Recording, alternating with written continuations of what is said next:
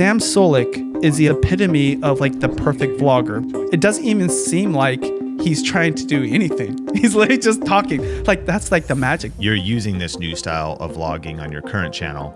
That channel has gotten more views, more subscriber growth, and more monetization in the last 6 months than my channel did arguably in a 10-year period before that. And it's because of this new style of vlogging. The format that I use to come up with vlogs that actually get views, I call it the 3 T's. If you follow this method, every single vlog, you don't need to do a lot. In today's episode of the Think Media Podcast, I'm so fired up because we're going to be talking about why most vloggers fail and how you can succeed with the new style of vlogging. My special guest today, Benji Travis, is actually a almost lifelong friend now, co-author of a book we wrote together, YouTube Secrets. And it's kind of a nostalgic episode because we'll be able to look at the past as well as the future and some really practical tips for you. We'll talk about the simple way to create videos people love that anybody, whether you're doing business, you're a creator, can do. The best camera and video gear for making your life easier and creating better content. And then also some money-making tips that work especially well for this new style of content. But Benji Travis, welcome to the show. Hey, glad to be here. It is very nostalgic. Yes, it's been a journey. Some people might not know that we built up a whole channel together called Video Influencers. I think it's over 700,000 subs. We've known each other for how long? I mean, from your perspective, when did we meet and what's like our background? Yeah, well, 14 years ago, now that I think about it and run the numbers, 2010, me and you lived in the same area. Nobody really cared about YouTube except the two of us and then my then girlfriend, now my wife, Judy. And so we couldn't believe that we both were into this thing, right? That kids were watching. And there's people making videos, but not a lot of people around here. But you and I said we didn't believe it. And then next thing you know, you're shooting my engagement to my girlfriend that's going to be my wife. And that's how we all started. And funny enough, that first kind of collaboration gets uploaded to YouTube. And that was the beginning not only of our partnership in working together on YouTube videos, but also our friendship. So I think that's something that's unique, and it's almost like fitting that we write a book together. But that was 14 years ago, and we both have done a lot together, done things on our own, different niches, different genres, different business models. So it's always fun talking to you as a friend because we're always sharing different perspectives, but we all almost always meet in the same place. And I think that's what's fitting about today, because we're talking about something that used to kind of like keep us separate because of our different styles, but you and I are seeing what's on the horizon for YouTube, which is exciting, I think, both for current creators, but also new ones who have never created content. And it's this new style of vlogging that we're going to talk about today. Yeah, I love that because you built up a vlogging channel with your wife to massive size and you've been in the game a long time. You're using this new style of vlogging on your current channel. And you've done 140 episodes, so you're going to be breaking down those nuances. But let's start with this. What, in your definition, is the old way of vlogging versus the new way? So the old way of vlogging birthed from a necessity for extra content, behind the scenes content. We're talking 2010. My wife, I'll use as the example. She was a beauty guru doing makeup looks, hairdos, built up an audience around that very specific need. So whether it's putting on lipstick or eyeshadows, I don't even know all the different techniques. They became her fans and they subscribed to her channel. That's what they loved.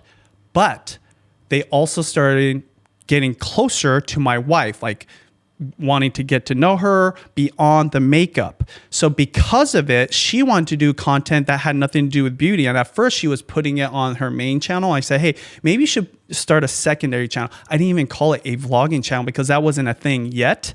And so that was the birth of the vlogging style content that wasn't really the content you were known for. It was just stuff behind the scenes, extended content.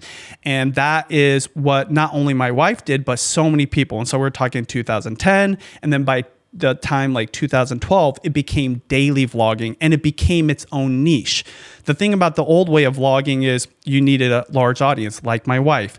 You vlogged your whole day. So it was about making it entertaining or creating an entertaining day for the sake of the vlog. And you could argue who actually did that, who didn't do that. But ultimately it led to really high production, lots of editing, crazy travels, drone shots. And then I think at the height of that old style vlogging, Casey Neistat comes in, right? Now he was started way previous to daily vlogging, but his entry into daily vlogging was when I think vlogging became the niche that was recognized not only by the viewers, but also by YouTube and just creatives all around.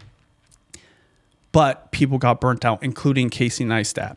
And so by 2015, 16, 17, definitely by 18, that old style vlogging was basically dead. Like people weren't trying to become vloggers.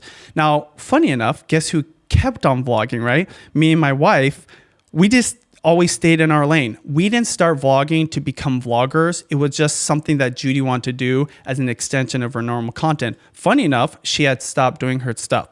The new style of vlogging, right? Fast forward to 2020. What was going on in 2020?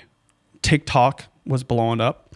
YouTube was introducing YouTube Shorts, Instagram Reels, right? Very ADD, chopped up content. It's kind of like all the over optimization, all the production led to doing these shorts.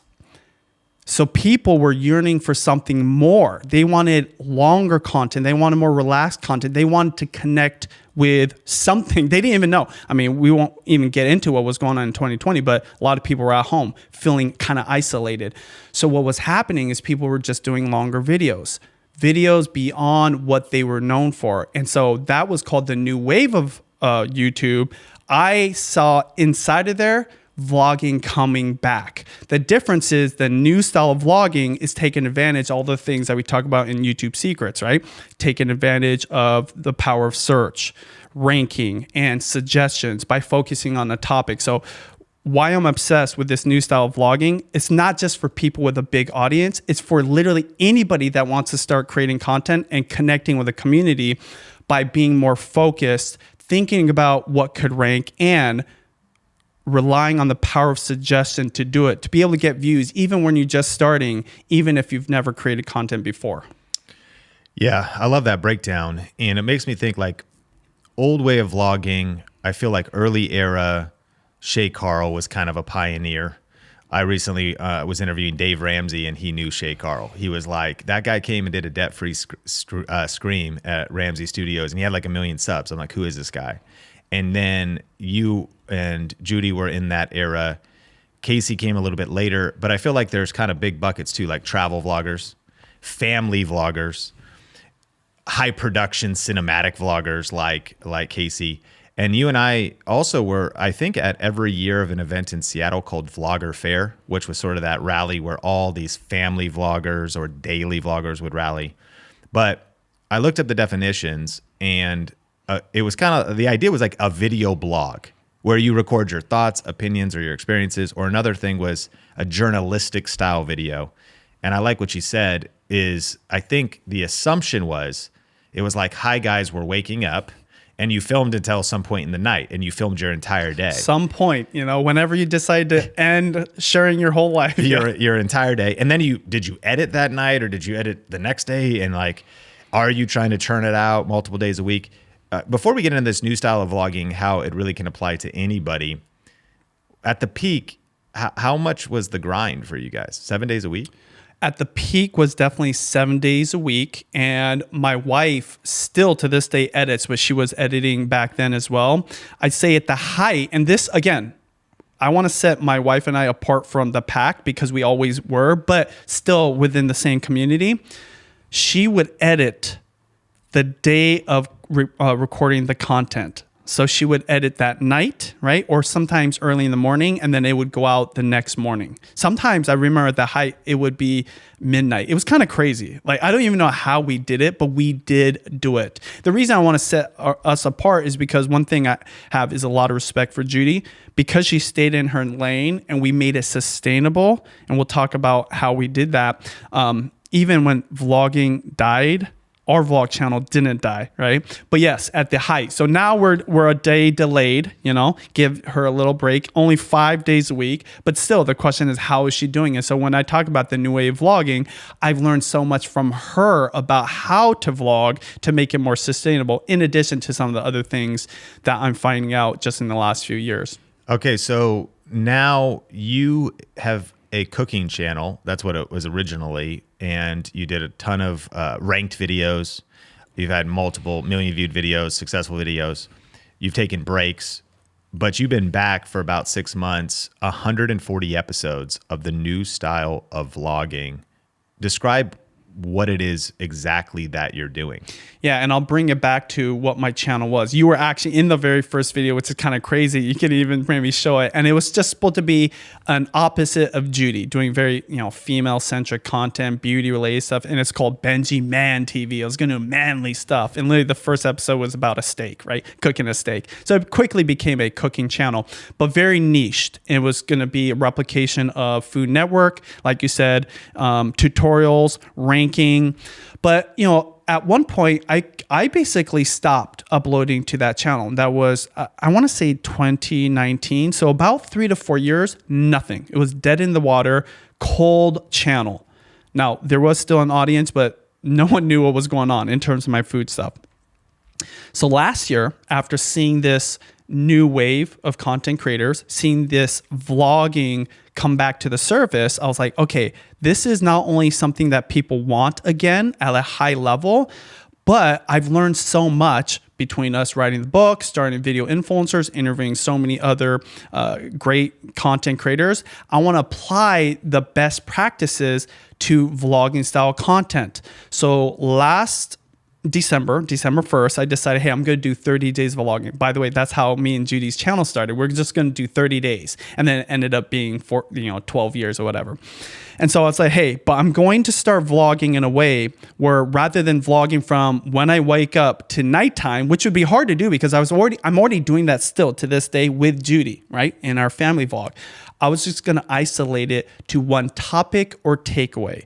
So whether it's me going to the grocery store, shopping for a recipe, or me actually cooking the recipe, all you're going to see in my vlog is that one thing, and it's going to be isolated and focused to that.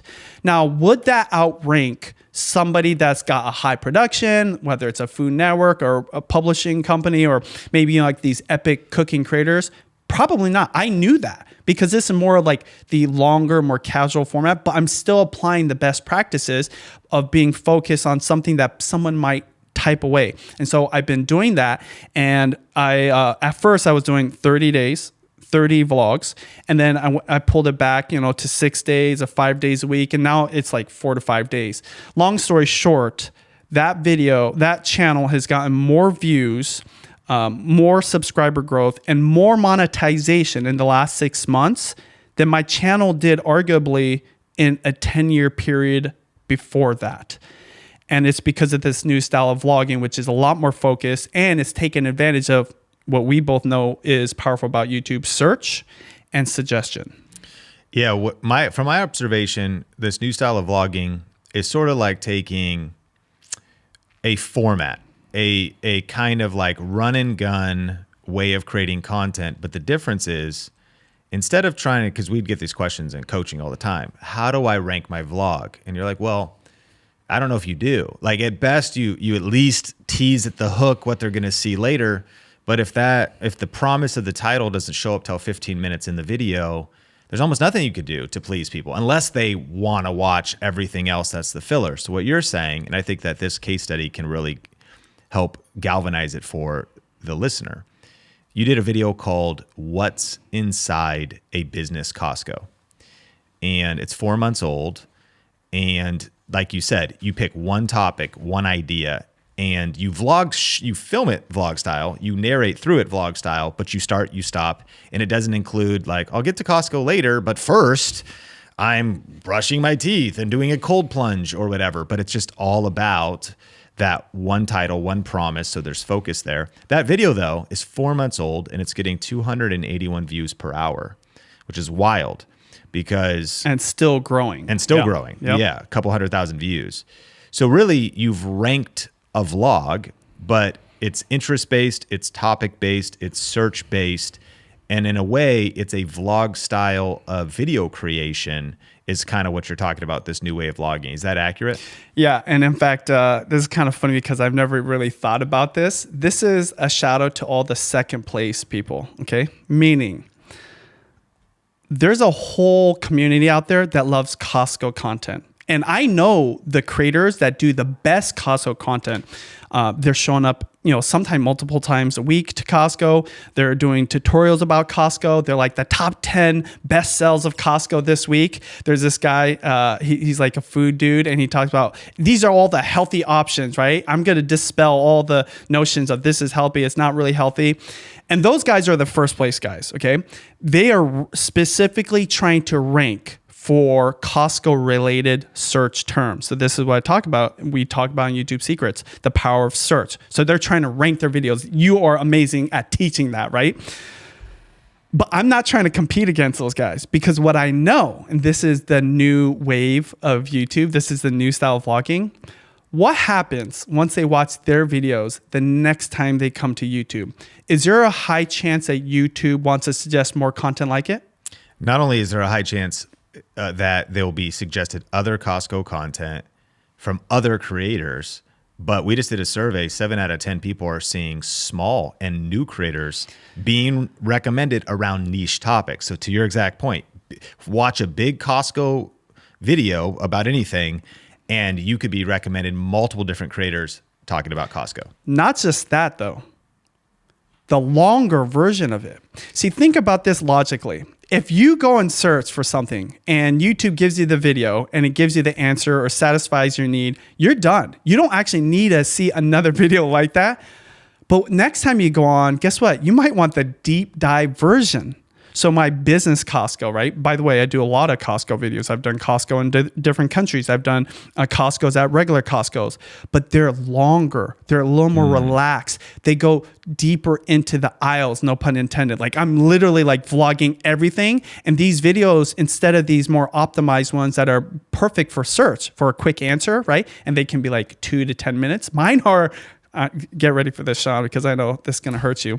20 to 30 minutes long sometimes, and a lot easier to create. And in fact, because the way I vlog it, it's not as optimized and not as ADD, not like jump cutty, right? It's like you're talking to a friend. So you've already seen the video you want to see, but then next time you come onto YouTube, and everybody can relate to this, you open up your phone app, you go onto YouTube, boom, there's a suggestion for another Costco video. You go onto youtube.com, bam, there's this, what is this guy showing up 30 minutes? He's at a business Costco? Is that a 5-gallon bucket of soy sauce? Like, I'm curious about this.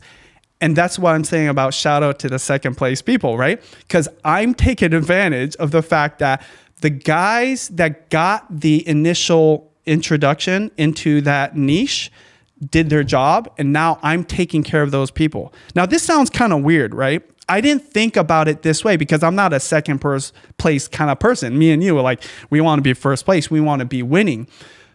This is what I mean about the new wave of YouTube.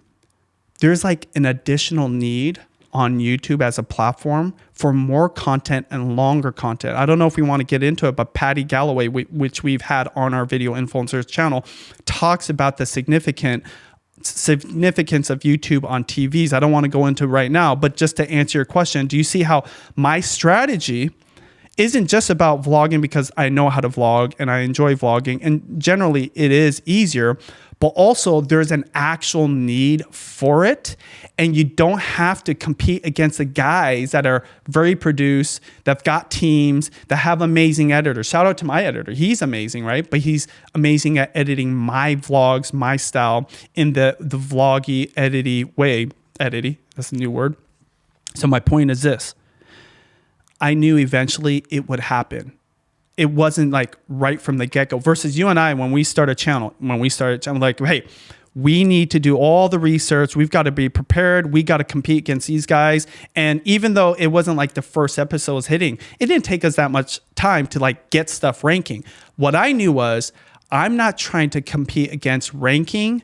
I'm taking advantage of suggested videos post rank and viewed. Does that make sense? Yeah, totally. And that video, I mean, a couple things. There's so many takeaways to this. That video is perfectly packaged because I also think about the title. What's inside a business Costco?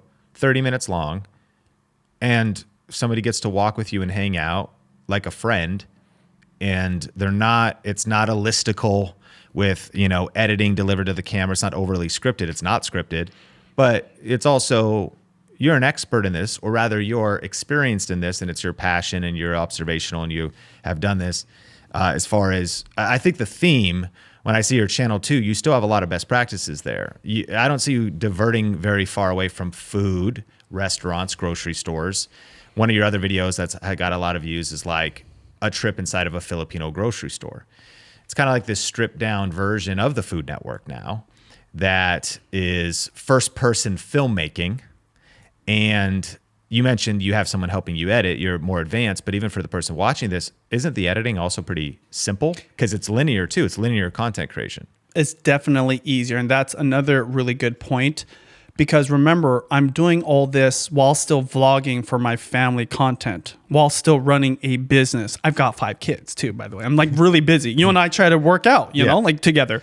So I say all that not to be like, oh, I'm this good. No, I had to make it easy, not only for myself, but for my editor. And that's another thing I'm excited about that I teach, right, in my course about the easier way of vlogging to make editing easy. So to his credit, his name is Nice Chris. You and I both know him. We've worked with him for many years.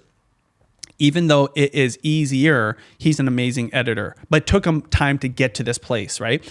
But you're right, because it's linear from the beginning to the end. There's really no B-roll. I don't even want text or graphics on it because, again, people want the unedited version. Like there's this desire for it. Hence making it easier for any editor to jump in and get right to it. So, I mean, just to give you an example, and this is kind of crazy because, I mean, just how long does a video take to prep, shoot, edit, and then upload on your channel? Just give me an average. Well, I mean, it's anywhere from a run and gun live stream to 2 days of live prep and shooting. Well, I guess I mean like extemporaneous even. I'll just record it and we like throw it out there. So it's a range, but you can go all the way from probably 3 full days of work with everybody involved to a few hours. Right.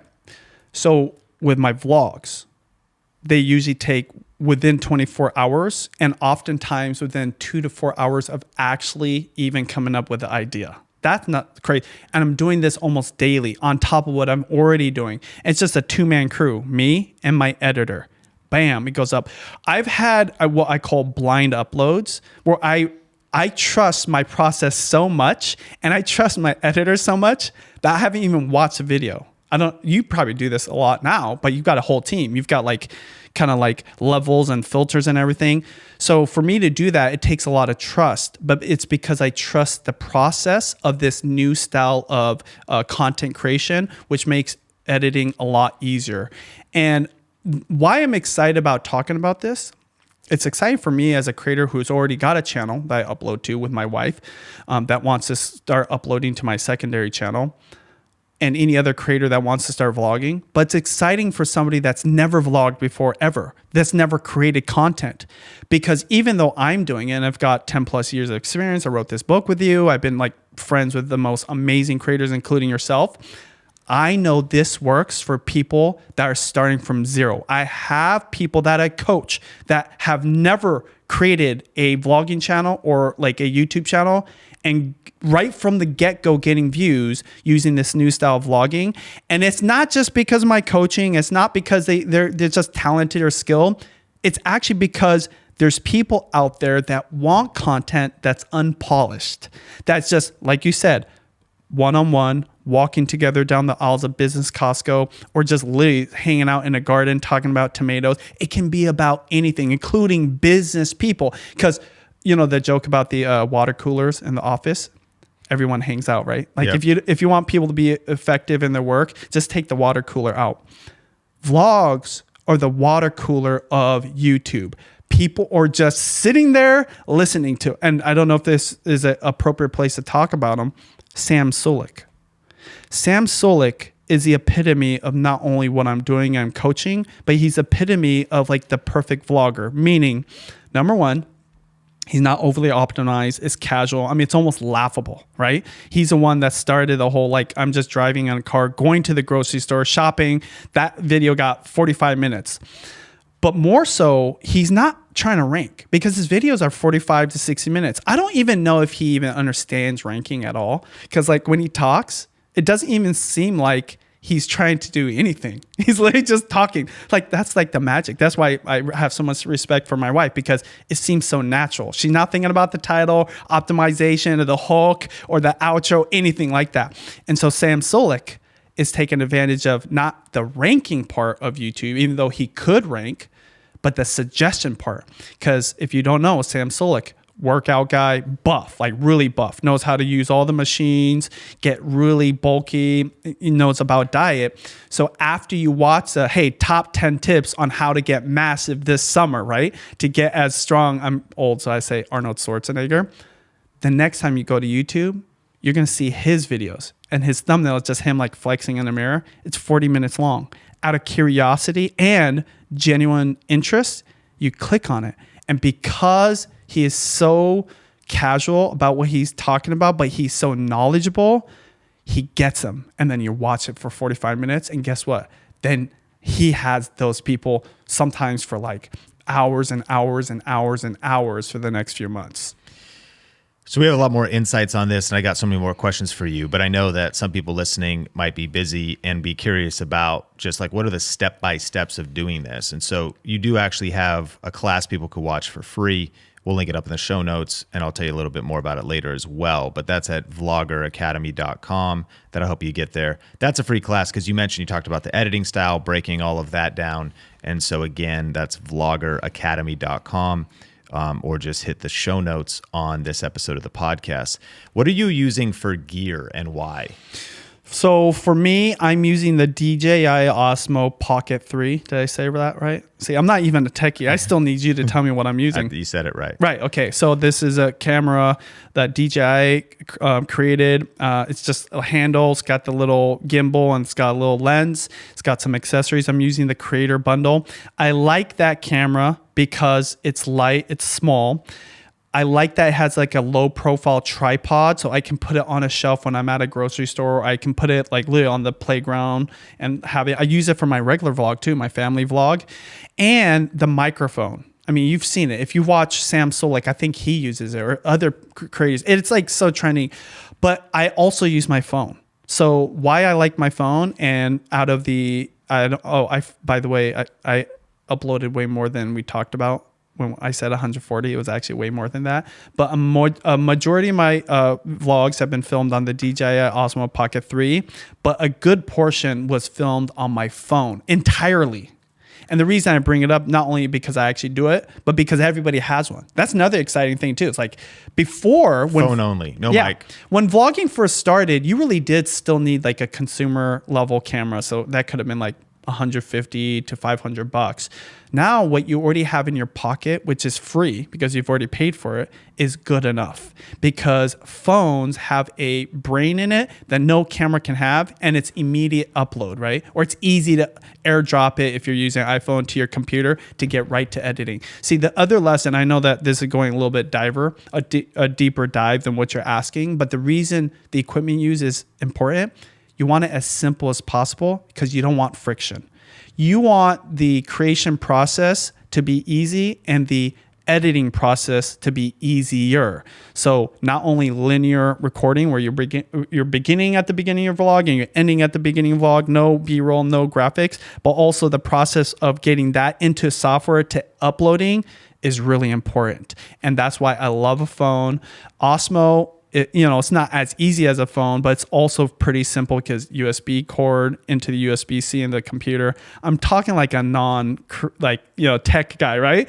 That's another point. You were always the editor for us when we worked together. I still have an editor. I know how to edit, but I'm not I don't want to touch all that stuff. So out of necessity, I need it to be less friction. So that's why I suggest a phone or the Osmo, because those are, in my opinion, right now, the two best devices to vlog if you're a beginner. Yeah, and the Osmo's so nice because of the gimbal, it can be smooth when you're walking. It's a really beautiful shot. Do you film in 4K? Definitely film in 4K right now. The only reason I would suggest maybe not to is because another thing you run into if you don't have a huge hard drive is space. So at the beginning, without knowing, by the way, I didn't know it was at 1080. I was filming in 1080 for like the first 4 or 5 months. And I was like, oh, I can turn it to 4K. And that means my editor can crop in a little bit, give them more options. But even that is not necessary. Like 1080 is totally fine. And so I put that out there because I not only want to help anybody that wants to do it, but especially beginners. Go 1080 is totally, because I'll tell you this, sometimes it looks like Sam Solik is filming in 720. I don't know, right? Like sometimes I don't know the lighting or if he hit the wrong setting, but he still gets 1 million plus views on a 45-minute groceries trip to talk about like the best, peanut butter protein. Yeah. And so, I mean, a couple takeaways. One, we will link up in the show notes. We have on the Think Media channel some videos about the Osmo. Also, the creator bundle is so nice because you can have incredible audio because of a wireless mic that just integrates into it, connect that up to your shirt. It's possible to buy an additional mic as well, too, if you want to use it for interviews. Oh, it's the DJI Osmo. It's underrated in its capabilities because it's so simple. So talking about the mic, it directly connects into the camera. So you don't need a receiver. So for all the like techies out there, the benefit of it. But to have a second one also connect directly to the camera. And on the actual screen itself, there's two. Have you done that before? I have done it and it's clean. So you did that with like Matt? Done it with Matt. Whenever I have a second guest on, right? Maybe sometimes my kids on there. I'll tell you this, even if you don't use the mics, the onboard mic is good enough too, because part of the appeal of vlogs is it's casual. Like my wife, she doesn't like it when I use a mic for vlogging for our family channel because she wants it to have this certain feel, which is more casual feel. So we're just talking about the mics because we're geeks about the tech stuff and the potential if you're going to do an interview. Yeah. And it's seamless on the DJI Osmo, but not necessary. Yeah, it makes me think like we have a lot of loan officers, real estate agents, and maybe they want to walk solo, show off a house, or vlog through a neighborhood, or with somebody else. So if you can just imagine having a small, easy to use camera that's perfectly smooth, that maybe a third person helping you in your office could be filming you while you're walking outdoors with 2 mics you just clip to your shirt. It all looks great. It all works. It's all easy to use. Of course, there's a slight learning curve, but small. But then you've got this great looking shot, great audio. The gimbal makes it all smooth. And it really, I mean, I think if you were to get the creator bundle and an extra mic, you might be close to $1,000. I don't even know. Probably like, the extra mic, yeah, maybe like I feel close to $1,000. It's like $800 for the creator bundle, so maybe the extra mic. So, anyways, check out show notes, and we'll link to our videos and reviews of that if you want to see some tutorials and whatnot. So then, how do you think about your videos and really outline them? Because don't you think you have an advantage that you've been doing this for a while, so you can kind of like assemble videos in your head? Absolutely. Yeah. See, I'm not even going to beat around the bush. So other people like, oh no, it's like a whole new method. But experience is important. Mm-hmm. So I'll get to my whole format that anybody can utilize on how to actually vlog in the new style to actually get views. But part of the reason I love vlogging is because you can vlog a lot. You can put in the reps. The experience is important. So if you put a 10-year vlogger next to like a one-day vlogger, of course a 10-year vlogger is going to have a little bit of an edge. But the new style of vlogging takes advantage of a format that anybody can use and both benefit from. So that's why you want to start vlogging right away. You and I both know this. What do you always say? Just press record, right? Yeah. Punch fear in the face and just press record. That is so important. And I know you talk about this all the time. Your history, 10 years before you really took YouTube seriously, right? Yeah. Like actually started your own channel. Okay. The format that I use to come up with vlogs that actually get views, I call it the 3 T's: theme, takeaway or topic, and telling stories. So the first thing is have a theme for your channel. So you mentioned this. My channel, it's all around my passion for food. Why the theme is important is because you're going to connect with other people that also are passionate about that same thing. The theme could be real estate. The theme could be gardening. The theme could be cameras. We would call this a niche back in the day, but the nice thing about the new style vlogging, it doesn't have to be super niche-y, right? It can be a little more broad, like mine is super broad. The second part is the takeaway or topic. That's more applied to the video. So you still want a topic or takeaway that you're focused on your vlog, every single vlog. I never get tempted to go the old style, which is like, let me start with brushing my teeth, right? It's almost like a joke. Like, who would want to watch it? But vloggers did that in the old way of vlogging. So when I get new vlogging students, a lot of them say, hey, after taking my course, they'll like show me their first vlog. And it's exactly that. They're like waking up, all Casey Neistatting. They're like brushing their teeth, trying to make it look all interesting. Not necessary. If you have a takeaway or topic that you're focused on, you don't need all the fluff of the rest of your day. So that takeaway or topic, the quickest way to understand what that should be, within your theme, right? Mine being food, what is a question you can answer? So if you can create 100 questions that people that in that theme have, you can create a topic or a takeaway. So the topic being like how to cook Filipino chicken adobo, right? I'm going to answer that question in my vlog. I might go to the grocery store and show me picking up the ingredients. I don't have to, right? The canvas for this is really wide. Or the takeaway. You can have a topic and a takeaway. A takeaway is really answering the question, right? You might vlog about like a food-centric video. The takeaway is more about, I learned a new technique within the chicken adobo recipe, right? So the topic was the chicken adobo recipe, but what you're focused on is this like really crazy hack that you learned from doing 100 chicken adobo recipes, and that is the takeaway. See, that's what's going to set you apart from all the other videos that are just like, Food Network style teaching in the video. So a topic and a takeaway, or a topic or a takeaway, right? The video just has to be focused on this. And the last element is tell stories. It's a little play on words, right? But I know like it's important. 3 T's, tell stories. Why telling stories is important is, number one, that's what makes vlogs relatable, because you're just talking about whatever your opinion is, your experience, your perspective. That's what makes Sam Sulek really interesting enough to watch for 40 minutes, because literally the guy just talks. Like almost awkwardly. Like he's like, okay. So guys, I just thought about the reason I pull this cable this way is because, the angle that this cable goes across your chest, it's like activating this muscle. He's not even thinking or talking like an instructor. He's just talking like a guy you'd work out with at the gym. He's just telling a story. How you tell the story that you tell doesn't matter. Just tell a story. You and I love cold plunging, right? And have you heard of the Hof guy? Mm-hmm. Right? Wim Hof method. Wim Hofman, right? And I know this is going like a weird direction, but cold plunging, part of it is breathing, right? And so when you go get coached by this cold plunge master, he's always just breathe. Just effing breathe, right? Telling stories is the same way. Just tell whatever stories. If you hang out with people on the weekend, or you're hanging out with your family, or like, a get together, how many stories do you tell each other? And you tell it without any thought.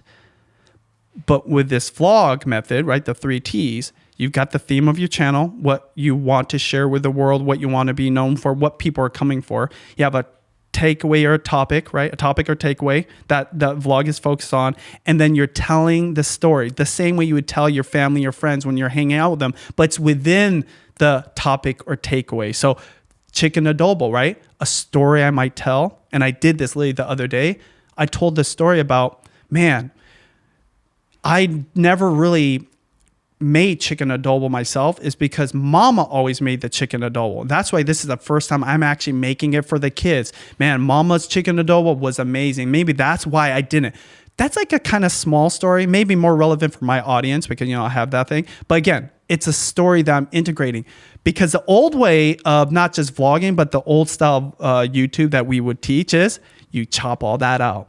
You're chopping all the personality out of the thing to get to this optimized, rankable thing. Nothing wrong with that. But with vlogging, it's all about the stories. It's all about the personality. It's all about you. And why telling stories is the most important element, actually. This is what's kind of crazy. When you tell stories, you're sharing the unique thing that nobody can compete with. With my team, Austin is actually here. We talk about how YouTube channels, YouTube creators become a commodity. You and I both know this is true.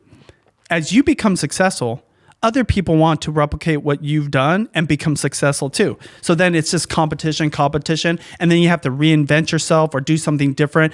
We talk about this in YouTube Secrets. Always kind of like trying to improve, right? Trying to find what's different. With your stories, with your personality, your perspective or experience, no one can replicate that. No one's lived your life and seen the world through your eyes. And if you tell a story, you're sharing maybe the same chicken adobo recipe that 100 or 1,000 other creators have made recipes about, but you're doing it in your own unique way. And that's why you can have two people that you go to class with, but for whatever reason, this other guy you get closer with. It's our personality. And so much of it has to do with stories. And stories are as old as time, and everybody can do it. And that's why you have to add that. So have a theme for your channel, the first T. Take away a topic for your video and tell stories within your vlogs. If you follow this method, every single vlog, you don't get tempted to become Casey Neistat, have a drone chase you, right? Or be my wife, we live like vlogs from morning to nighttime. Nothing wrong with those things, right? But if you do those things, you don't need to do a lot. Over time, you'll get better because in addition to actually getting views and building an audience, what I'm trying to get people to do is do the reps. So this gives them kind of a format to follow, to do the reps, to actually get the experience you need to move up a level. Because all the courses, all the coaching, you and I know, people have read that thing 4 or 5 times and they're not putting up videos. Until you put up the videos, you don't learn anything. It's brilliant. And that's such a great framework, the 3 T's. So do you... a lot of times, like maybe you're lying in bed and thinking about your video for the next day, or are you driving on your way and thinking about, okay, I'm going to Costco. What's kind of like the packaging of this? What's going to be the theme? Okay, it's business Costco. And then would you say you're thinking about a story that'll illustrate and add value to that in regards to, or just a story in general? So you just plug and play, but you might be putting this together in your head. You're driving and thinking about, oh, business Costco. Like, take that video for me. Because again, it's also a banger, right? It's going crazy. Did you plan it out the night before? All the above. So one thing about this vlogging that's also kind of incredible, I'm having so much fun. Yeah. That was one thing we don't really talk about in YouTube Secrets, but I think it's an element that's really important. Maybe because it didn't start with a C. Yeah, letter, 7 right? C's. Yeah. 7 C's. You got to have fun. When you're having fun, you just can create so much. So the reason I say all the above, whenever I have that inspiration, I just go for it. There's days where it's like hard to do that vlog that day. And sometimes I don't even do it. And then there's some days where I do 3 vlogs. My editor loves that. He's like, oh yeah, I have a lot to work on, right? And the reason I bring it up is that's important. Always start with fun. Make sure you're having fun. But I do think about what I'm going to create. Almost rarely just create whatever. I am doing some research sometimes. So I'm looking at what the audience want. I'm looking at my analytics. I am thinking about what the takeaway could be. What is something different? And I am thinking through the video itself because, even me, you and I, we started this recording. We had to do the intro a couple times. Dude, I've been doing this for 14 years. I still have to do the intro once or twice, right? So when you prepare your mind, it's going to be a little bit easier versus just like thinking of an idea when I show up to the parking lot of a Costco and then bam, right? So I am thinking about it. But I'll give you a good example of one, right? Because I literally just did it yesterday. Judy's making fun of me. She's like, do you really want to be known as a Costco guy? Right? Yeah. Like, is that what you set out to do? It's funny. Right? Yeah. And I was like, no, but I'm doing it because like I always had this dream. This sounds like a crazy dream to get paid to go shopping.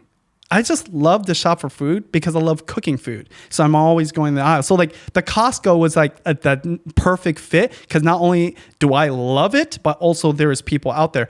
But she does have a point because I also don't want to. This is why I do so many other types of vlogs that also get views, right? But the reason I bring it up, I was like, I'm going to show Judy. I'm going to show her I know what I'm doing, right? Because she goes, well, if you're doing it because you're experimenting and you want to like learn something, I was like, yeah, I'm going to learn something today, right? Yeah. So on the way to Costco yesterday, I was like, I've gone to Costco like 30 times. I do once a week because we need stuff. 5 kids, lots of milk, drink, right? But how do I make this different? Okay, you know what? I always spend a lot of money. You and I both know inflation's a problem. So I was like, what would happen if I just forced myself to spend $100?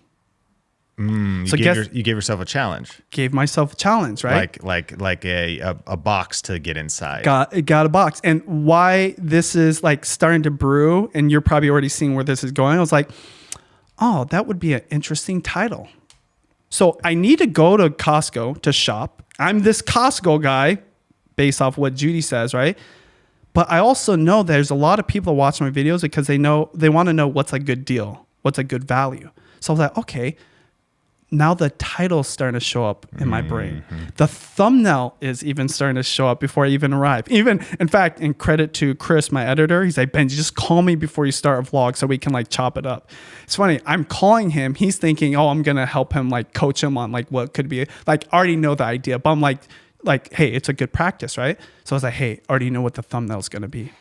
I went even farther than that. I was like, what $100 buys you at Costco versus Safeway? Because I don't like getting eggs at Costco, right? So I was like, oh, the thumbnail could be me in the middle, Costco on one side, and then Safeway on the other. Now, I'm not advocating for people to do over-optimized or overly produced thumbnails, but the point is, as you do this more and more, this is what I'm saying, the natural progression. This is why the Casey Neistat was inevitable, right? So it's not like I'm not against it. I'm just like, this is what happens when your brain starts thinking, like you start getting the instinct and the rhythm. I was like, okay, I'm going to go on there. I've got this list of things. I'm going to go in. The first thing I'm going to say is, hey, you guys, you know, I was thinking, how much does $100 buy you at Costco? I'm going to challenge myself to see if I can keep this under $100 because it's always like $200 or $300. No doubt. And I'll just give it away. I actually hit $100, which is kind of crazy, but it meant that I wasn't tempted by snacks or whatever. Point being, I went to Safeway afterwards. I showed what $100 buys there, which, surprise, surprise, was a lot less. And that was the takeaway. Yeah. On top of the topic within my theme. And guess what? The story is this. The story I told, remember that telling the story is the third T. I'm always spending so much money, or like I'm always tempted to buy this.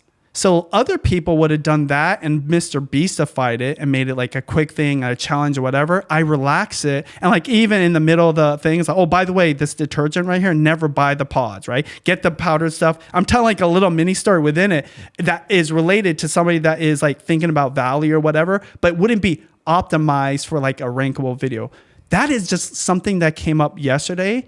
And that is my process. Every single time. That one was just like a little bit heightened. I was like, I'm gonna show Judy. That's super strong. And it's not out yet, but I bet that actually really crushes. Well, let's just see. I mean, like, and this is another thing I would say too. I don't put a lot of pressure on myself. Too many people do, especially newbies, but especially seasoned creators who are trying to change their niche or go into vlogging. See, I don't really care what people think. I don't care. And the first episode I was uploading, I was like, oh my God, this is a cold channel. I don't know if anyone's going to even care about what I'm doing anymore. I was afraid. I was legit afraid. Was like, you know what? This is so important to me to do this. And I love doing it. I'm just going to do it. So then I remember getting like 2,000 views in the first day. I was like, okay, good. 2,000 views. We're on our way, right? I still feel that same way every single time I do it. Even though I'm optimized, I've got this format, whatever, I still treat it like a vlog, and I have fun with it, and I put it up there because the reps leads to the results. Not everyone's going to hit. I mean, it's funny. You picked out the business Costco one. I just talked about this other Costco one.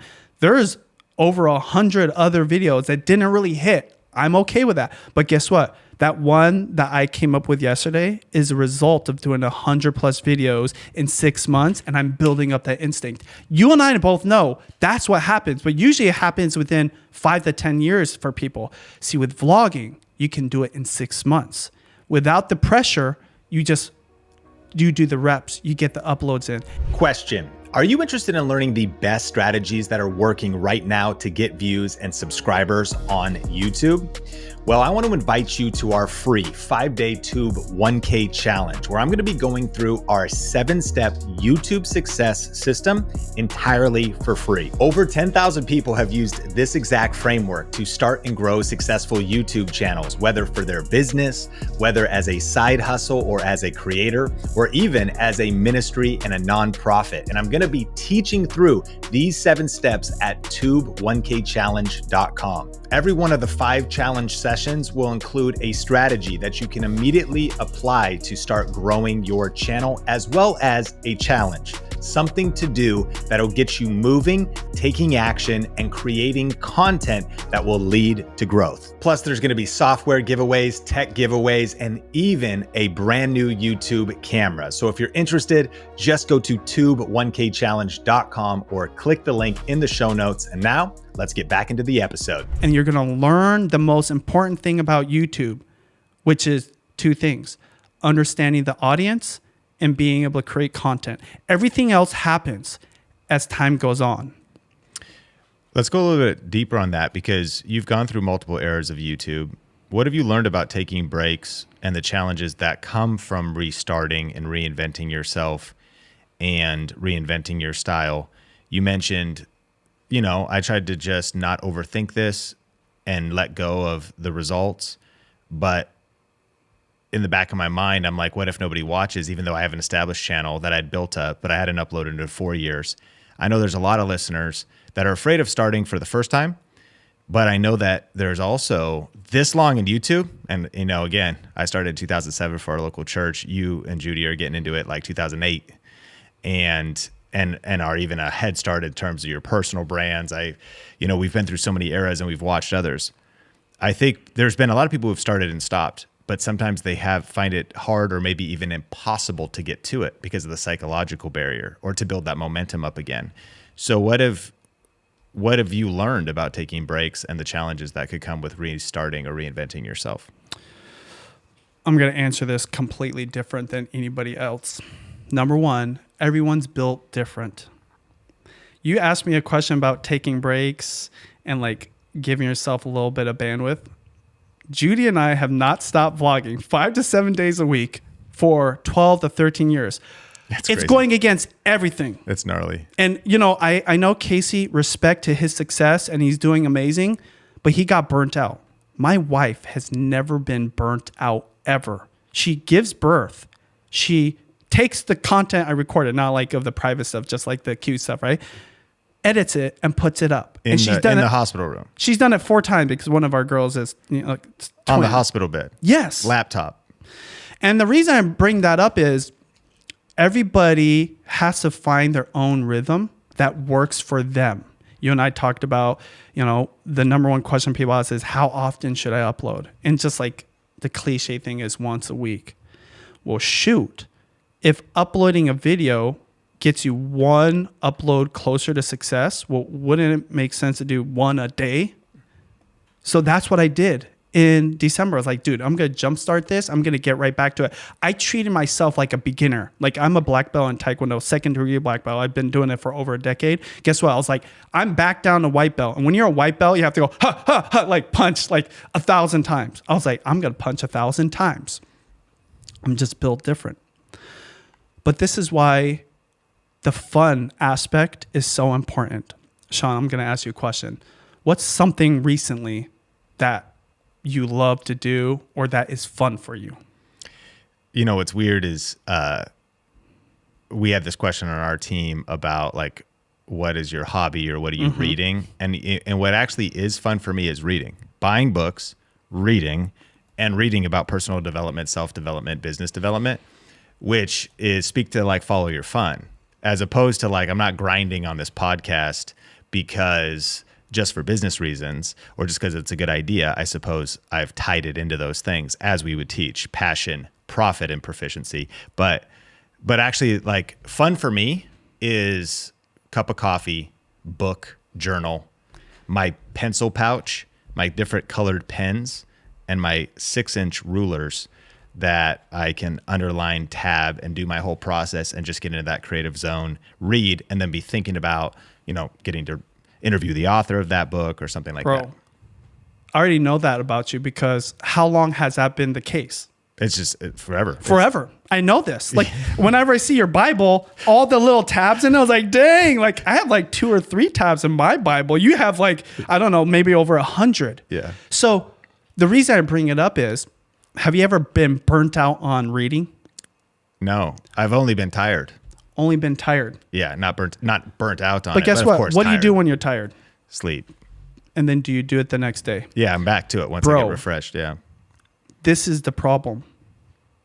We've never had to do a burnt out video. We never have to say like, oh, I need to take a break. Because both Judy and I do what's fun for us. That's not always the thing that's going to make the most financial sense, right? But it's a balance. By the way, one reason Judy was able to do the thing that was fun for her is because I was a business guy in the beginning.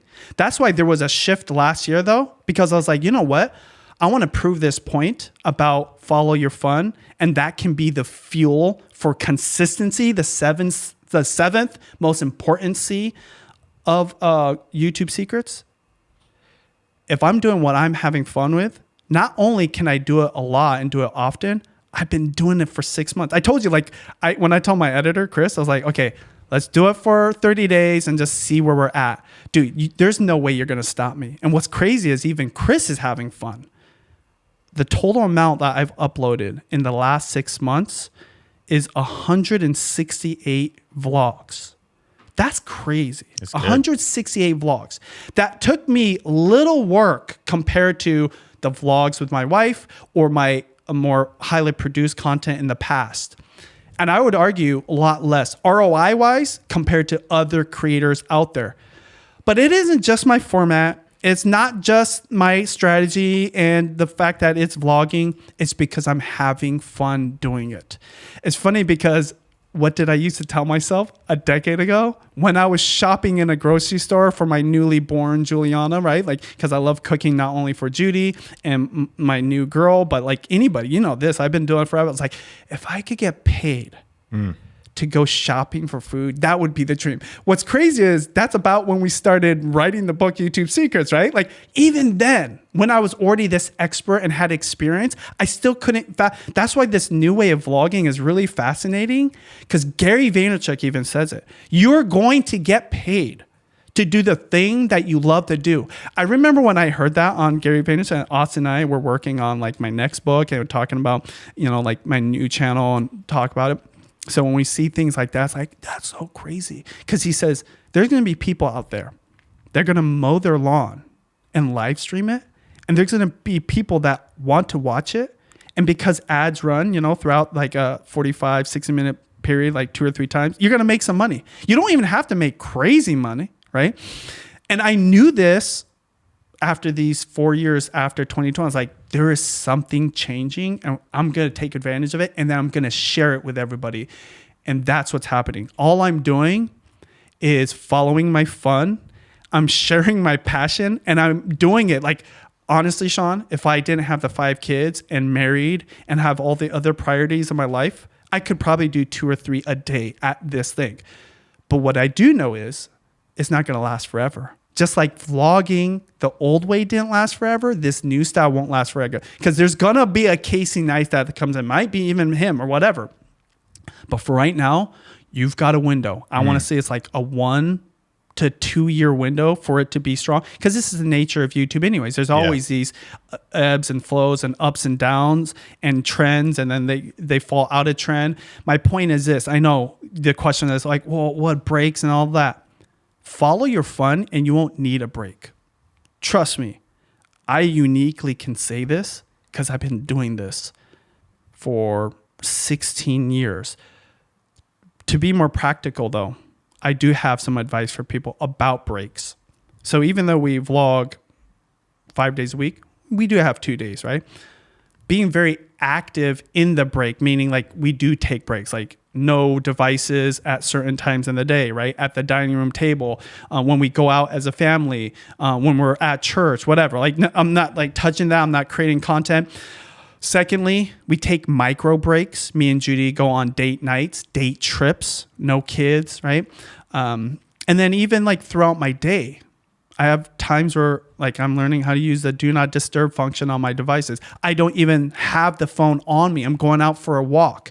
People overestimate the long breaks and they underestimate the short ones. And so that is more practical advice because it's worked for us. But that's why the first way you answered was really important. Find whatever works for you.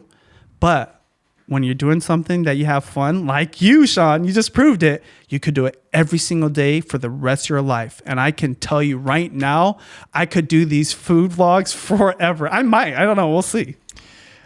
This is such a great convo. And I do want to talk about monetizing some sponsorship stuff and what you're doing on that channel here in a second. But I kind of want to stay in this theme.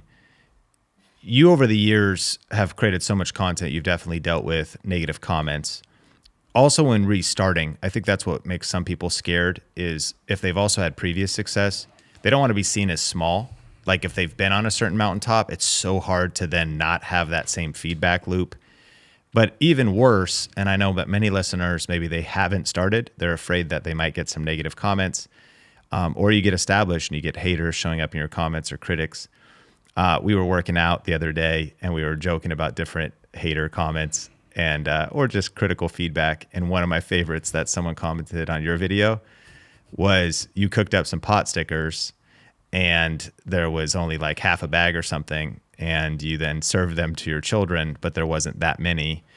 And of course, it was only one part of the meal, but the story you told was just about the not enough pot stickers, to which someone said, "You are starving your children," which is just so crazy. And if, of course, when it comes to haters, anyone who knows you knows that like the opposite of that is true, that like you're the ultimate dad feeding your family incredible food in abundance in so many different environments. I have to stop my kids from eating. I'm like, hey, let's learn some like self-control, moderation. So yeah, it is funny, that comment. And I mean, just even the level of accusation, I mean, this is sometimes the tone, like just, so what an extreme statement. Like you are starving your children. Like, okay, whoa, you know, relax, Rebecca. Like, okay. So just what's your thoughts? Because, you know, we even process that. I think I take negative comments worse than you do. But you've coached so many creators, so you know different personality types. What's your take on this whole haters conversation? There's 3 things. Number 1, anybody can comment anything. So anybody includes the 13-year-old that doesn't know anything about parenting and might have stumbled on one of my viral videos or one of the suggested videos. Yeah. Or could be somebody that is in a lot of pain that just like wants to get their frustration out on you. It could also just be the person that's not even thinking that it is a bad comment. They're just so negative, they just leave it. And they're not even thinking you would even read it. It's just like, that's like the habit for them or whatever. And then you respond to it and they're like, oh my God, I'm so sorry. I didn't even think you would read this, which is BS. We know that. They know that it could be read. Sure. But the point is, I've seen that happen a lot of times. And they can say anything. Now, YouTube has its own filters or whatever, but generally speaking, like things spill out, right? Like that, like just funny. Like it's funny that you brought it up too, because you know me and you've known me. I mean, a big part of our relationship is food. And you've literally seen me, not only in my content, but in real life, the onslaught of food, right? Like American Wagyu tomahawk steaks for my kids, right? Like they don't know what like the cheap, clearance sell $5 per pound, like tenderloin, like a discount store even tastes like. Let them cook. Right. And so again, like when I see it, I was like, I'm thinking about that. What if it's just like nobody that has no kids, right? That doesn't know anything, or it is somebody that is actually trying to hurt me. I actually have empathy for that person. I'm just like, oh my gosh, they're in so much pain. They had to leave this one thing because they could. By the way, it's not even a half a bag of gyoza. It was 3 packages, right? Big, and each were 10 pieces in each one, and only had I forget if I had all 5 girls or whatever. And it's funny, they acted as if that was the only meal of the whole day. These girls but there was 30. They get meals cooked from me. Now, I'm saying all this because if they knew all that, they wouldn't even leave it. Yeah. But they might know all that and they still want to leave it. That's what I mean by they can say anything. They might be really actually toxic and like trying to hurt you, and it's totally illogical. Totally, right? The second thing I will say about negativity is, what a shame that anyone would let anybody else that's not even doing it stop them from achieving the dream. I know that's kind of grand, right? Not everybody's like trying to achieve a dream. Some people are just trying to create content to connect with people. Some people might build an influence or just promoting their business, whatever. But ultimately, you're trying to do something amazing. When you do YouTube, it's not easy. Even though I say, hey, there's easier ways to do it, it is difficult, right? Because usually it's not a skill that everybody has. Even the people that do have it still have to go through a learning curve, have to like learn new things. So you're going to let anybody leave anything that took them maybe 15 seconds. Let's give them 30 seconds to derail you.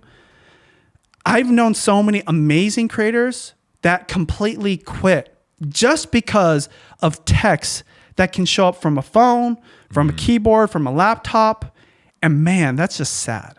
And so when I reflect on my own life, I'm so objective about that. I'm like, why would I let this person that's usually a ghost account, never uploaded content, and is not trying to be a creator like me, even like have bandwidth in my thing? I read that comment of that video, right? I laughed at it and then I moved on to the next like positive comment or the next question. And I just went boom, boom, boom, boom, boom. It's funny how people just like stop on it. And this is why before I used to not talk about it, but now I really talk about it. I was like, let's just put this into context. I'll give you a good example of this. I can assure you, Sean, I probably have had more negative things said in comments and said online about me than 99.9% of creators. And I'm not even somebody that's controversial. But when you do it this long and you have this many videos out there, ultimately it's going to happen, right? Yep. And when you build influence, you also invite critique and all the things that come along with it. Never once in my whole time, now going on 16 years, did I ever get somebody come up to me and say any one of those things. That's kind of crazy. I use this one example just to like give a little bit of realism. I had one person at a meet and greet for me and Judy that didn't want to take a picture with me and said, oh, I just want a picture with Judy. One time. Like that was like the most negative thing. Like, and when I say negative, I didn't even think about it as negative. But like I could see on her face, she wasn't a fan of me. Yeah. But that's 16 years. We're talking, I can't even count how many videos, like 5,000 uploads, right? 5 different channels between all the things I've done, 1 billion plus views, all the comments, like I even added up all the comments. It's like hundreds of thousands. It might be like 1 million comments now. Never once did I have another person ever come up to me and say even anything remote. The third thing I'll say about... Well, so your point is people will type things that they would never say to your face, so you need to keep that in context. Totally. Because it's easy to maybe just lob something out of the internet, but actually, yeah, put it in proper perspective. If they don't say it to your face, or if you don't even know the person or there's no trust or relationship, why would you give it any weight? And guess what? This is a harsh reality we live in. People do judge you. I don't want to add anxiety to people, but this is how the world works. I'm going to judge you anyways. When you walk past somebody on the street, or you go to your club or your church, or you go anywhere in life, judging is happening 360, 24/7, okay? Because you're judging people too. You're judging people. Yeah. It's like human nature. We got to judge people. Yeah. Like this whole like... You're assessing them. I don't judge people. What I say is I don't judge people negatively.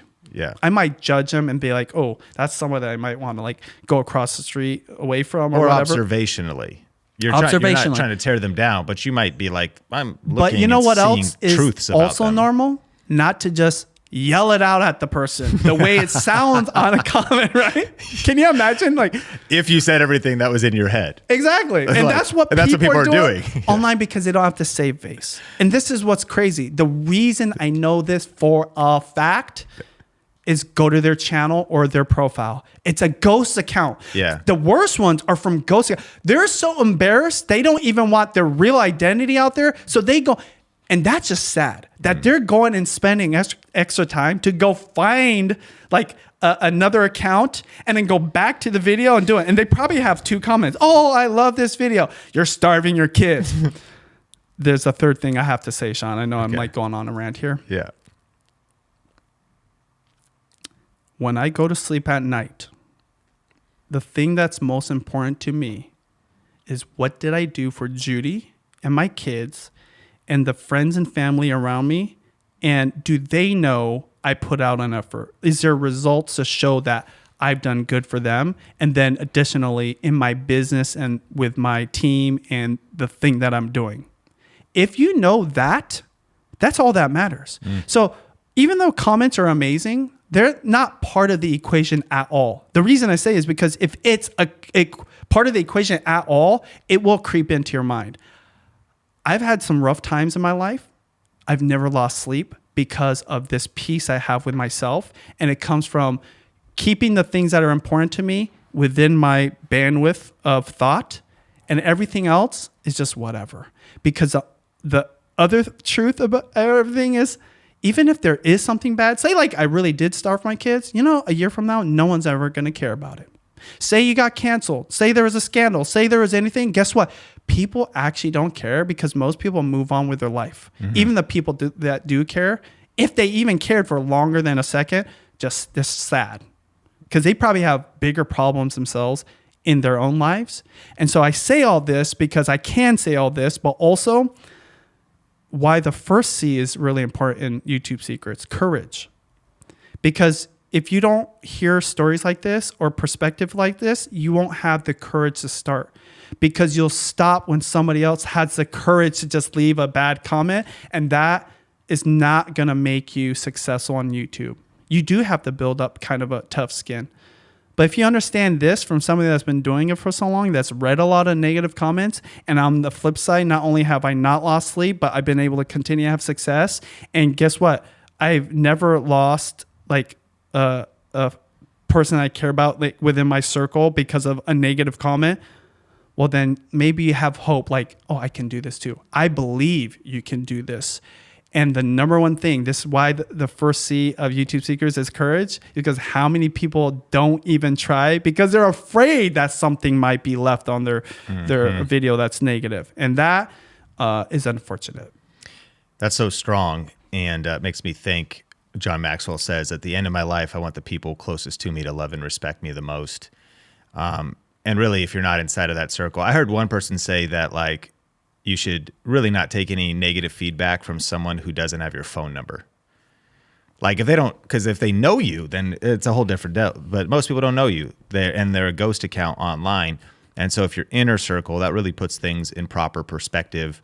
And putting YouTube in its proper perspective too, because we can get so wrapped up into this content creation thing, this online thing. And it's important. And sure, it's your brand. And sure, it's your business. And sure, there might be real canceling that happens because of real mistakes people make.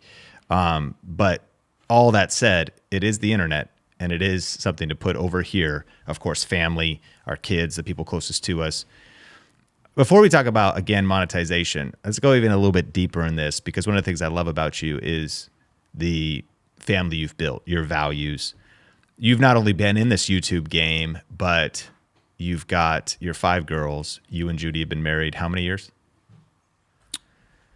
12 years. Your 13th year anniversary is coming up this year. In August, yep. 13-year anniversary is coming up. And you've been on YouTube. 12-year anniversary is coming up. Your 12-year anniversary is coming up. Real OGs. What's kind of crazy is I think you and I went to the first VidCon in 2014, maybe. That's 10 years ago. I think we ran into Tim Ferriss and Ryan Holiday at that VidCon. I think that, whether it's the first Vid Summit or VidCon or Vlogger Fair, and there's been so many eras, as we've talked about, with family vloggers and all these people. Like, when we look over the landscape, there's been people who have spiraled into alcoholism, and they've been sexting with cam girls who expose them. And there's been like the Daddy of Five scandal, where parents were abusing their kids. There was people who've adopted and rehomed kids, and are documentaries coming out about it. There's been people who've emails have been leaked onto Ashley Madison. The affair website is leaked out. Cheating, divorces, scams. Like, do you think, one, there is additional pressure on content creators that has led to some of this stuff, or do you just think it's human nature? Oh, it's definitely human nature, and there's more pressure. So we talked about the negative comments, right? When you put out a YouTube video, it's like you're giving them a direct line of access to your eyes and your brain and your life. This is why you have to have that shell. So yes, there's extra scrutiny on you, because we were talking about people judging you within your own life, just on the street in public. But now it's like worldwide, from different cultures, different countries, different religions, different perspective, different political views.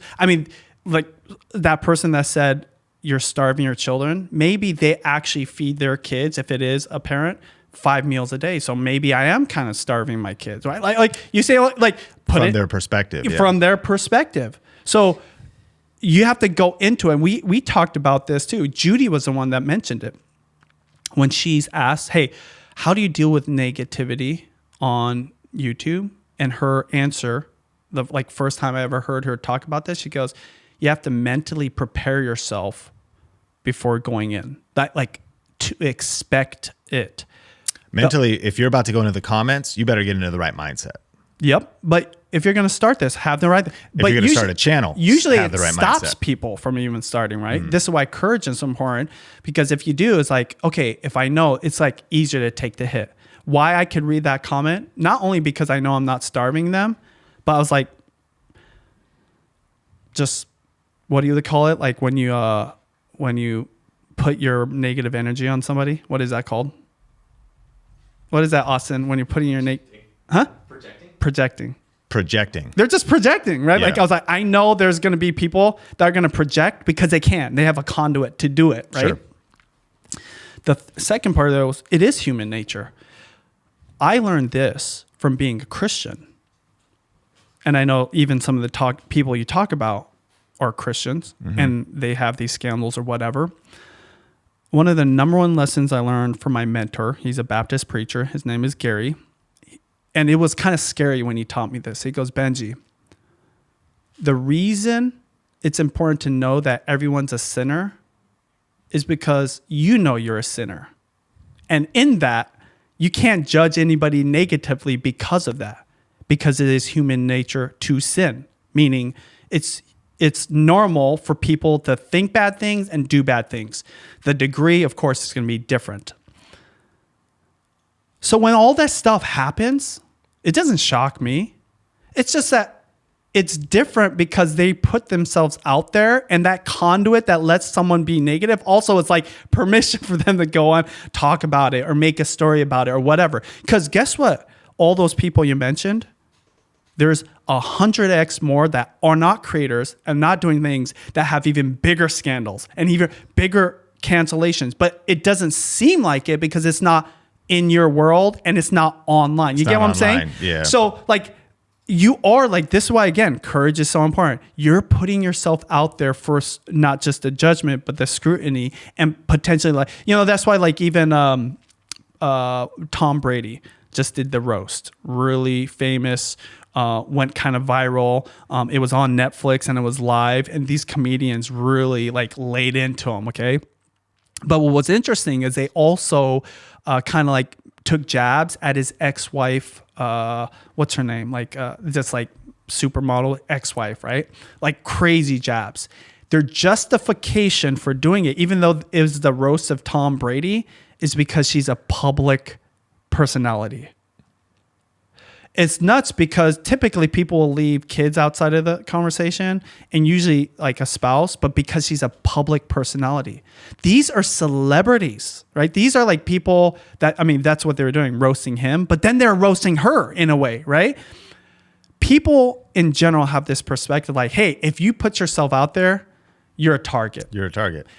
Or maybe right or wrong, you're the one who puts yourself out there. So you have to be willing to take what comes with that, including the actual legitimate mistakes you might make, but the fact that then those are up to scrutiny. But the lesson as a Christian, so we talked about how like everyone's a sinner, you know you're a sinner, and this is what he's like, yeah, and you wouldn't want to tell your deepest, darkest secrets to me, and that's why you pray to God. But on the flip side of it is still having grace.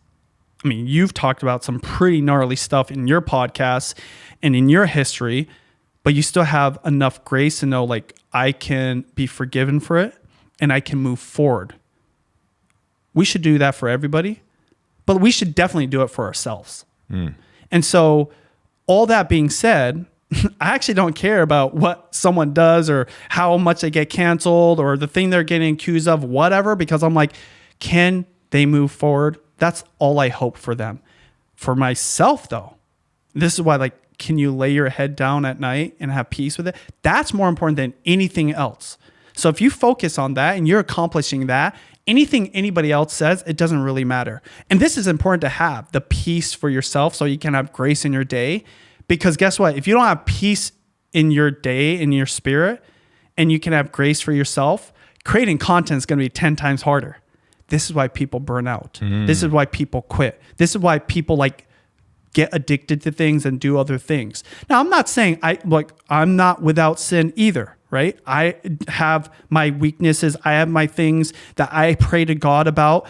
The point is the way I navigate life is knowing that I am just like everybody else and everybody else is just like me. And I just stay in my lane. This is why my world, funny enough, as my influence grows, my world gets smaller.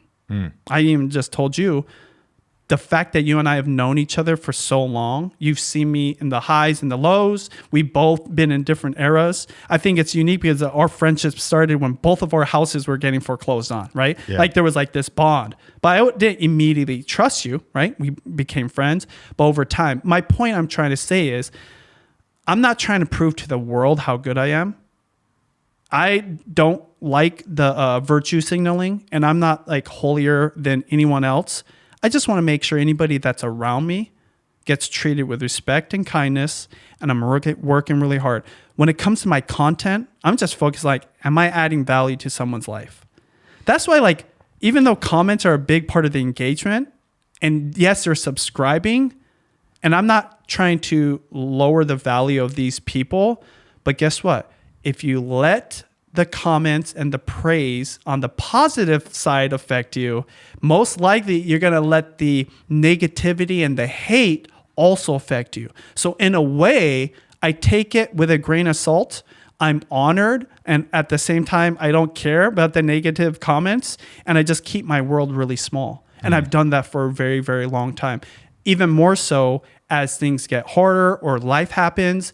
And it's the same with my wife too. I actually learned this not only from my Baptist preacher mentor, but also my wife who just did this in general. That's why if I always say she is the true beast in my life, because she's been doing it for so long. I mean, it's unheard of. Do you know anybody that's edited as many videos as Judy that's still doing it to this day? Oh, while also being pregnant and giving birth and all that stuff? I do not know of anybody. Okay, I want to move on, but to go a little bit deeper on that, what are some practicals? Because in the context of everything you said about the various scandals, divorces, broke up families, people that have gotten derailed, and maybe burnt out, blown up their life, these different things that can come, to your point, happens with celebrities. Certainly there's pressure with YouTube. There's guys like PewDiePie who's talked about alcoholism.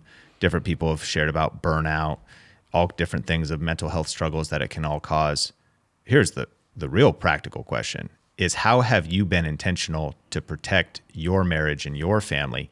And if you went like actually practical, is there boundaries, decisions? And I want to encourage, I think it's, I think sometimes people don't just fear failure, they fear success.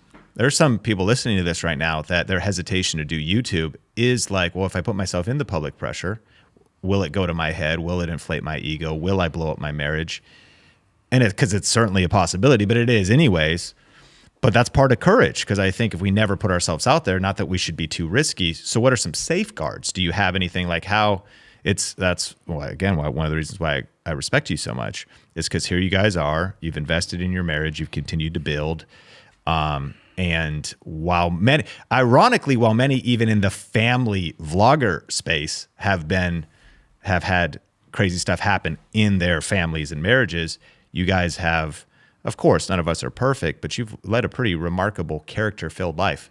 What are some practicals of how you've been intentional about that? Well, one was keep the circle small, right? Keep the people, like you said, that have your phone number small, that you care about what they think. Mm-hmm. And it's not because I'm against people I have that bigger circles, but it's just a lot easier to do. Also, when you have a stronger bond and a trust with people, you'll get more honest feedback too. And you have people that you can rely on. You and I can talk to each other when times are tough or whatever. And definitely for me, it's, of course, Judy is included on it. Third, or the second thing is to have mentors. Having mentors. I mean, this just goes without saying. It's people that have already lived the life you live. See, what's unique though about creators, there was no mentors yet. Mm-hmm. It's like we were writing the blueprint about it. For me, I just had your traditional mentors. I had talked about my Christian mentor. I have a mentor from, when I was working at the YMCA. I have a mentor for speaking who just teach me about life and wisdom. And they are people I go to for questions. And I think a lot of Christians do this through prayer and through their preacher, okay? So I'm always looking to get an answer from a wiser source. That's, for me, what I do, okay? And this actually kind of goes back, maybe this is a third aspect of it.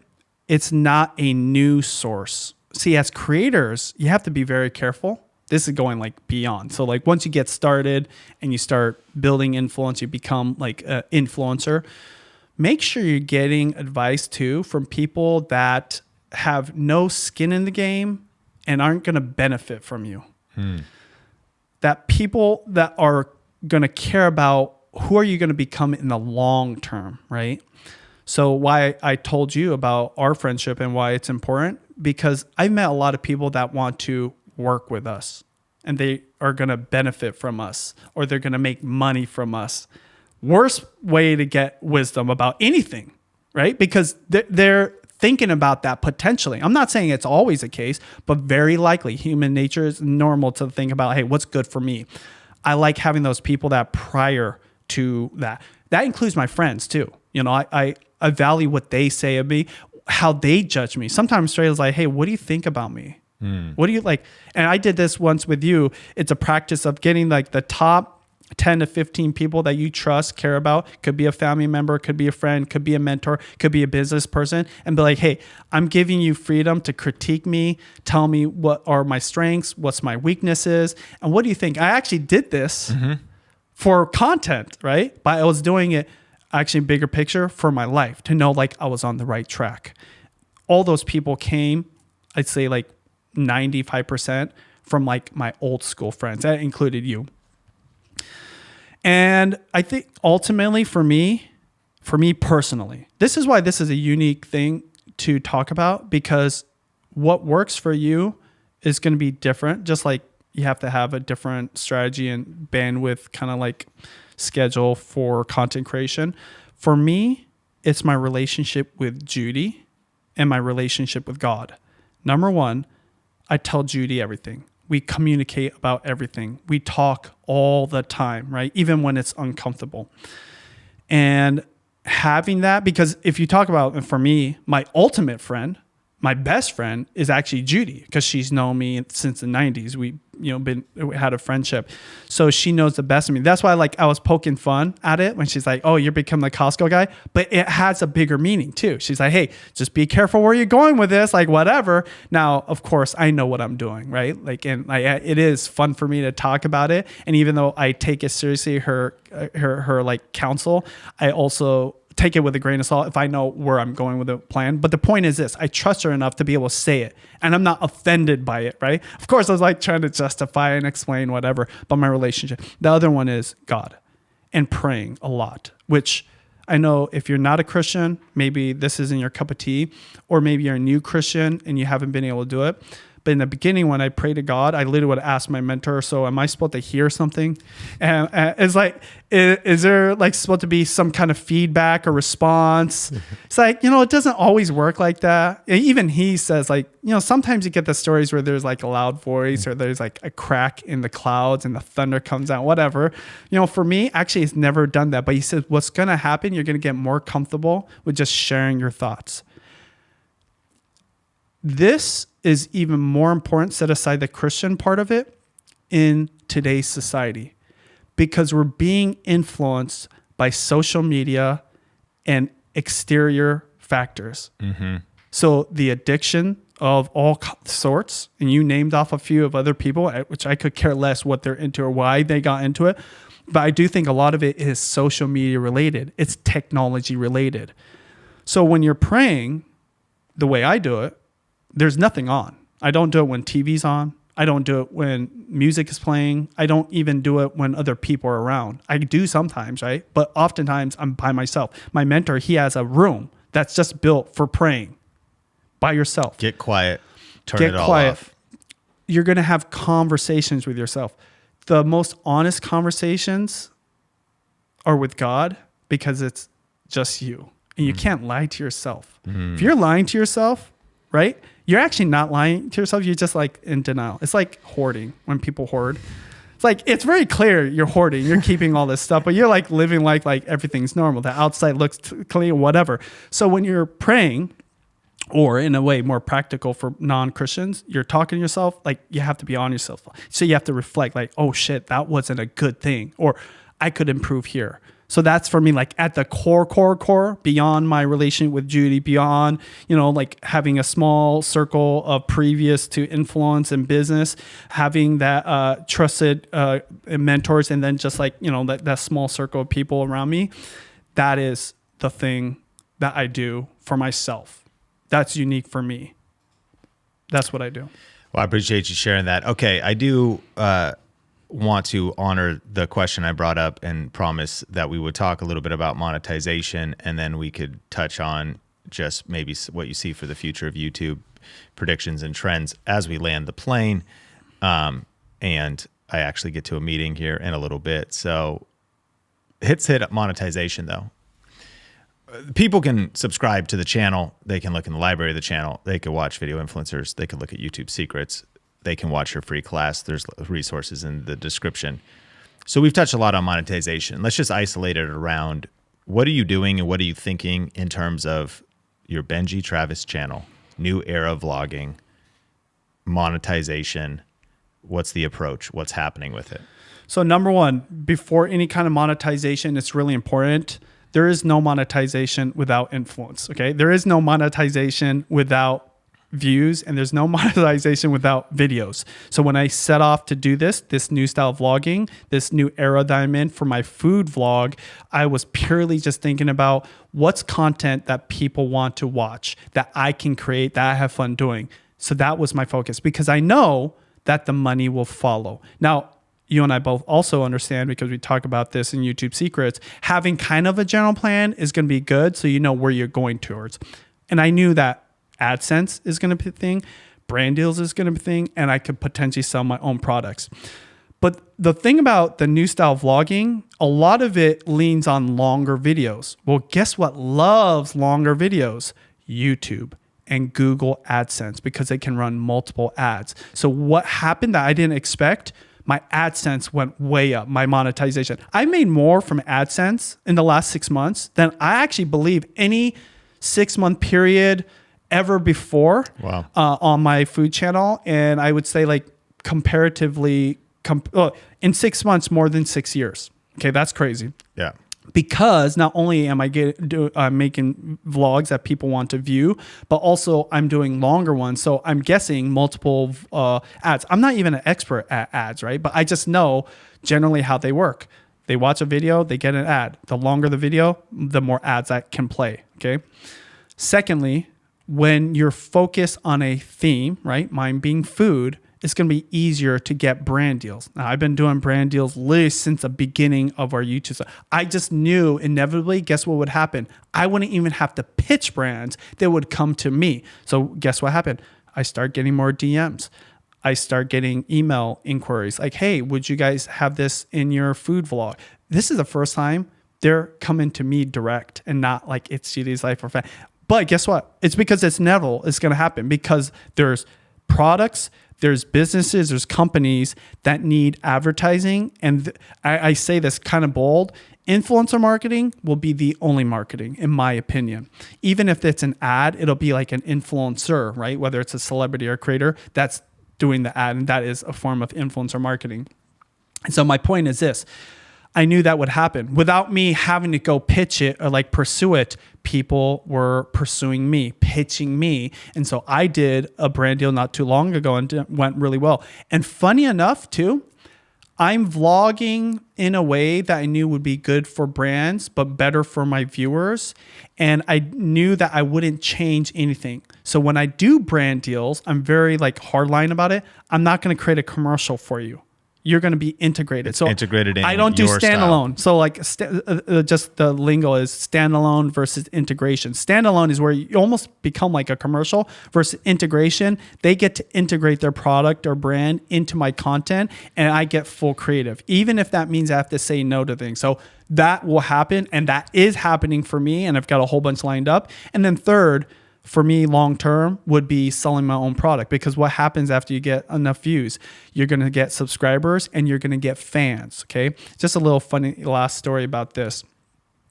Why I know I'm getting new fans. Typically, our viewers for a family vlog, females, right? I think it's like 5 to 10% males, 90% females. So most people that approach us are females and they're of a certain demographic. I don't even have to go into it. But recently, I've been getting a lot more dudes come up to me. Guess where specifically? Your channel. No, in Costco. They come up to a Costco. Makes sense.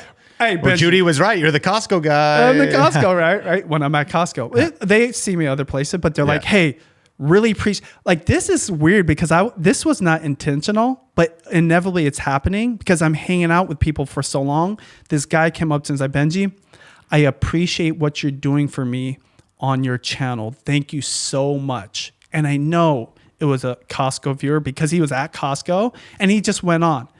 Because when I think about the topic or takeaway from my vlogs, what am I thinking? How can I help somebody? Because even though my food, if food is my theme, ultimately I'm thinking like, what is something they're going to walk away from that they're going to benefit? You do that enough times, people appreciate you. And he literally said this. So what's the next logical step? When I ask for something, they probably will reciprocate by buying merch, buying my cookbook, buying whatever I put out there.